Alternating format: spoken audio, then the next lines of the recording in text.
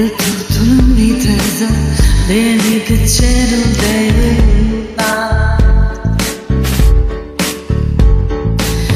Suntem în antiteză, subiecții unui simplu joc murdar.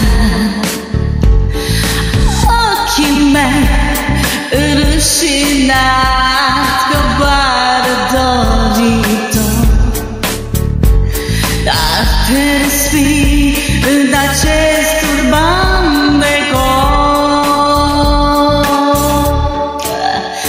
Mă ucide ea, mă ucide ea încet. Îmi vrea inima, îmi vrea inima din piept.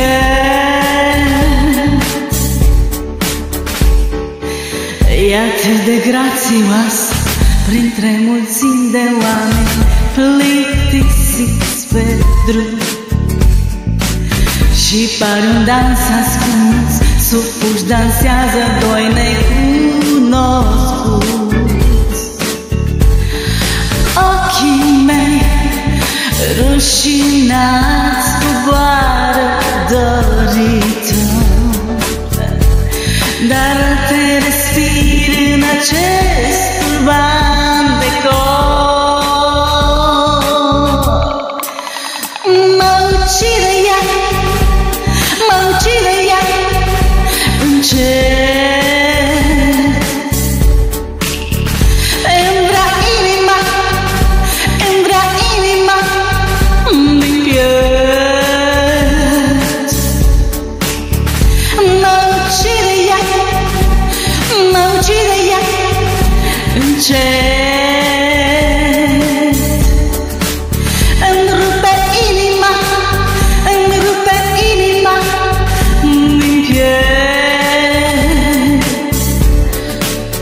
Arde pe asfalt și buzează foc, arde, arde revoltat, arde prea frumos, arde inima, te recunosc.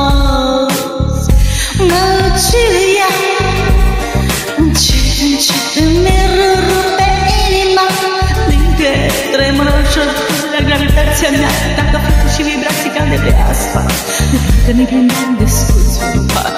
Sirene de incendiu care nu ne pot opri, în timpul unele mi număr grăbit. Mă ucide ea, mă ucide ea